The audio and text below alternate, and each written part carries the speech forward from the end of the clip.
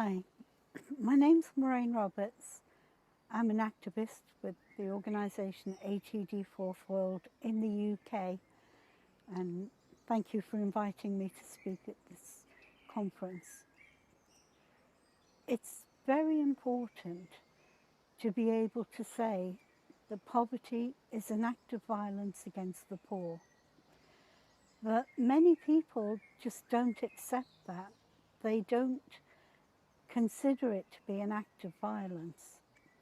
However, anything that denies someone the right to a normal human life is a violation, and it creates a cycle of violence in which people live. They're treated as less than human, which violates all of their human rights. They are made to feel less than human, less than valued, and that internalizes a kind of anger within them, which can come out in how they treat themselves or how they behave around others or how they treat the system within which they live. And then that's often reported, it's often documented, and then people say, you see, these people are dangerous, these people are not like us. And so the cycle begins again, of fury, of anger, of distancing oneself from the poorest. And many of the myths around who are the poor people, what do they do, how do they live, comes because of that distance. Unless you encounter people, unless you meet them, unless you speak to them, you don't really get to know anything about them other than what you may see in a newspaper or on the television. It's very important that people who live in poverty are given opportunities to show the best of themselves, to show what they can do, what they can contribute. Because if they don't have that, then everything anyone ever hears about them is negative. Everything that's spoken about them continues the myth that they're not real people. When people are given opportunities to show the best of themselves, they grow, they grow. They are able to demonstrate what skills they have. When they're given opportunities to gain more skills, then they accept it, and it gives them a kind of dignity that they wouldn't otherwise have. To prepare how people are treated, often what happens is that people say, we know that these people are living in poverty, we know they're struggling and having difficulties, but we can come up with solutions to that. But when they come up with solutions that don't involve asking the people themselves who are suffering, those solutions hardly ever work. Often they cost a lot of money, and the idea begins with how can we help people and ends up with a complete oppression on them, because everything that's set up to help them comes with conditions. You must be at a certain place at a certain time, behave in a certain way, look a certain way, speak a certain way, act a certain way. And often that's not possible if you've suffered a lifetime living in poverty. And then people will, organisations, the government and so on, will say, look, we gave these people opportunity, they didn't take it, therefore their poverty is their own fault.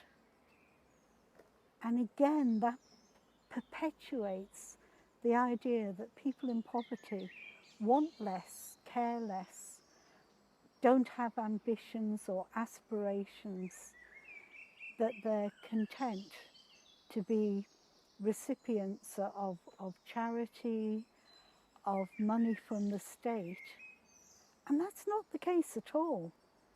If you ask most people, they say, this is not a life, this is an existence. I want a life. And more than wanting a life, I want a life for my children. Most parents want better for their children. What wealthier parents want is better things, better places to go, better experiences. What most parents in poverty want for their children is a better education, better chance to have a job, a better chance to show that they can excel. And they're denied that again and again and again. What can be quite cruel is the fact that what's said about people in poverty is that they take from the state, from charities, and give back nothing. And that's such a falsehood, because amongst poor communities, who babysits for each other? Who feeds people when they have no money or no food? Who looks after the poor, the sick, when the state can't or doesn't? It's normally other people in poverty who do that. My daughter has been my carer for 20 years. And people say to her, why don't you get a proper job, a full-time job? Because they think what she does for me has no value. But without it, I couldn't live independently. I couldn't go to places. I couldn't do things. I would be dependent totally on the state. And then people would say, oh, she should look after her mother. So when you're in poverty, you can't win. No matter what you try to do, you can't win. An example I can give is when I was receiving a benefit, a non-work related benefit, I was told that if I continued to do voluntary work, I would receive a lower rate of benefit. If I gave up my voluntary work, I would receive £40 a week more. £40 a week is an enormous amount for someone who's living on existence money. But it meant giving up my freedom. It meant giving up my right to contribute. It meant giving up what gave me dignity and pride. It meant being imprisoned in my home, having more money, but having less life. And that's something that happens to lots of people in poverty. Even if they try to help someone else, if they're receiving a benefit and they say, my elderly neighbour needs some shelves fitted, or they need a babysitter, my neighbour needs a babysitter, so that they can go out of the house, or even a babysitter so that the poor exhausted mum can have a bath in peace. If someone reports that this person on benefits has done this, the assumption is they've been paid for it, and therefore they're defrauding the state. Immediately that's reported, their benefits are stopped, and they are left with nothing while it's investigated. However, when a big company defrauds society, when a political organisation defrauds society, there's very little repercussion to that. When a company decides to uproot from the UK and go to a country where they can better exploit people, pay them less, treat them badly, there is no comeback from that. That's accepted as meeting the market. You're allowed under market conditions to treat people really badly in a way that is quite criminal. But the slightest deviation when you're on benefits, the slightest attempt to do something for someone else, and you're penalised.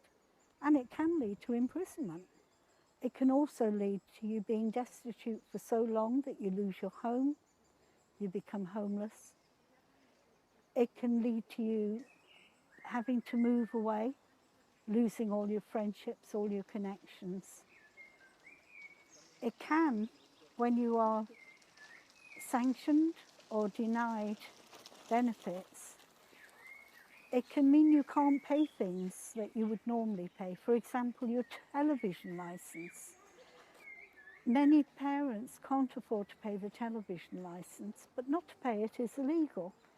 And lots of lone mothers that we've spoken to have said their fear that if they're caught not paying the TV license and they are put in front of a judge, they'll go to prison.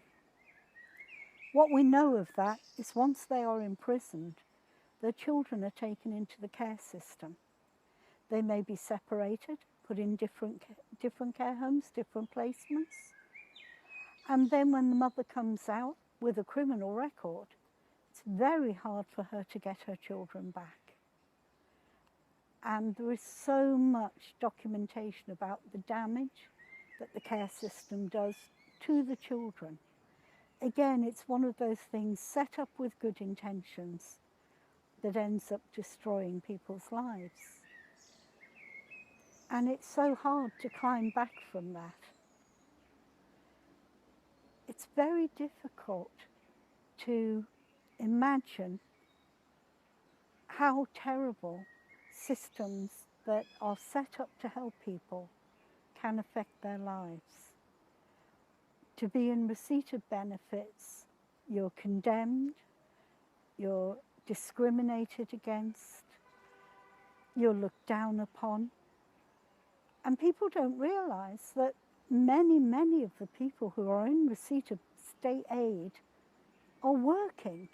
Some of them working 2 jobs, 2 part-time jobs.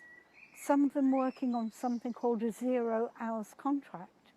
You can be asked to be in work for 2 hours, say to set up a cafe or prepare food, and then you're told you're not needed for a while, so you sit around unpaid, and then you come back when you're needed to serve food and clean up, and then you have to sit a while there's no customers, and come back when you're needed. But all of those spaces in between you're unpaid for. So people often have 2 jobs, or they're in receipt of a top-up benefit. But when people hear that you are getting benefits, they then consider you a lesser person. It's a horrific experience, I can promise you that. It's a horrible experience. And the feeling that nothing you do has any value, nothing you say has any value, because you're a lesser person and therefore not entitled to be listened to.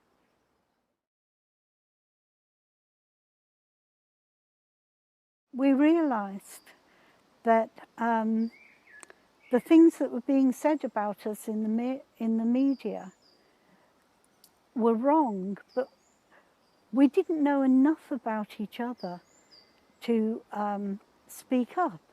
We worked together as activists, as ATD Fourth World activists, but we didn't socialise or meet each other otherwise. And so ATD Fourth World set up a residential in the setting of the house in Surrey, which is called Frimhurst, for us to spend time talking to each other about our lives. And what we discovered is how much we actually contribute. Almost every headline we could counter with an example of what people do. We're not scroungers, we do contribute. We have different actions that we take within our community. One young man mentors younger boys in his rugby club. My daughter is a carer. Someone else was working in a charity shop. A couple were looking after an elderly lady whose services were no longer providing enough for her. And at the end of this, we had a list written up of what we do. And the young man who mentors in the rugby club said, it's all very well we know this, but other people don't know it. How do we tell them who and what we are? And that began a series of residentials for us to be able to have professional photographs taken, to write texts about what we do in our lives, what are the roles that we play in our family, in our community, and in political fields. What do we do? It began with that. It grew into an art exhibition. And it evolved further because the exhibition was never taken out without the people who were part of the exhibition going with it. And people would say, oh, that's your photograph, and you say you do this, how do you do that? We had opportunities to speak to people, to put a face and a voice to the photograph and the text. And then because there was a wider interest in that project, we started to get together in groups, not only ourselves, but other groups of people who are fighting poverty, living in poverty, and travel with the exhibition, but as a way of poverty experts, giving people a chance not to see professional poverty experts, but the people who live it and talk to us on a human level. And it's amazing how little people really knew about what life in poverty means. For example, we use the word sanctions, people being sanctioned. If you miss appointments at the benefits office, if you're late, if you phone in sick and the message doesn't get to where it goes, all of your benefits are stopped, all of them. You are left destitute until it's sorted out. And that's sanctions. But when it's read in the newspaper that people have been sanctioned, they think we've been told off. We've not been told off. We've been left to rely on food banks or starve. It's such an injustice. It's impossible to believe how unjust it is. But it's important that we are able to show the general public that a person in benefits isn't a person sitting watching television 24 hours a day, isn't someone with nothing to offer, isn't someone that refuses the opportunities to contribute. Often milestones are put in our way and that stops us. Again and again and again, the attempts of people in poverty to contribute are held back by the criteria by which they have to live to meet the means to get their benefits, or to get help from social services, or to get help from other organisations. And what's not recognised at all is what is that loss? What is lost, not just to the individual, but to the wider community, to the world? We have something to give, and we should be able to give it.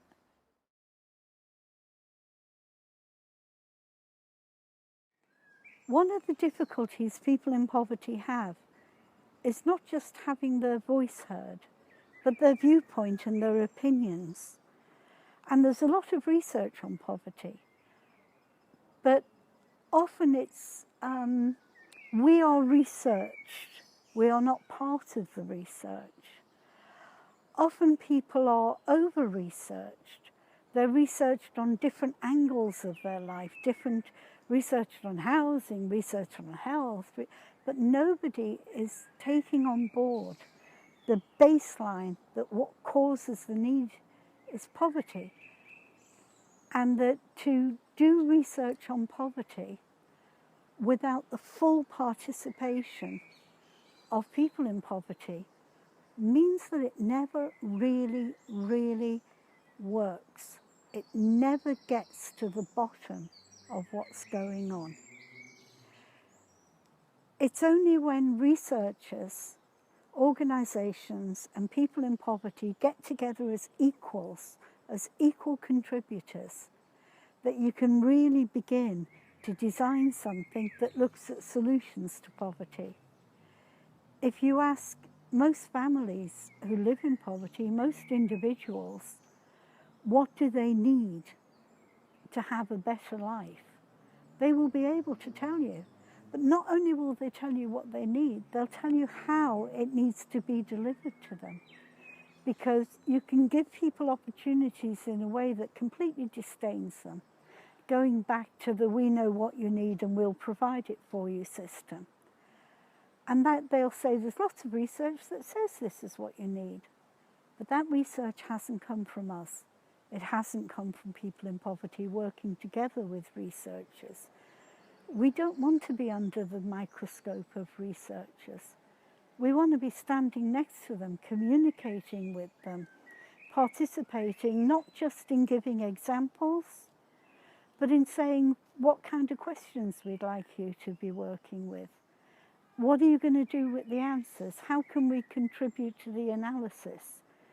How can we contribute to the final report? What can we do with it? It's very, very important that that aspect of people who live in poverty is not continuously ignored. We're not just here to give you a testimony of how awful life is. We know what's important, we know what needs to change, but we need the people who have priority to actually take that on board and validate what we know and what we can contribute. That would make a change in the world that hasn't existed so far.